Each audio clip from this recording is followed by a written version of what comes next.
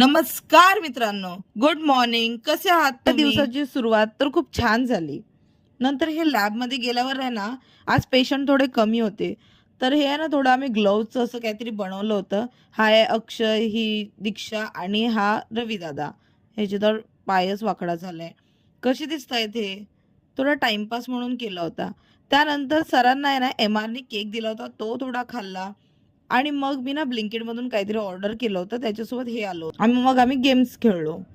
संध्याकाळी ना आमच्या मशीनसाठी जे डिस्टिल वॉटर वगैरे लागतात ना, त्याचे कॅन खाली पडले होते. ते आम्ही विकायला नेत होतो. कारण खूप झाले होते ते आणि पुठ्ठे पण होते डायल्युशन बॉक्सचे. आणि ह्या दोघी जणी बघा काय बघतायत बाहेर काय माहित.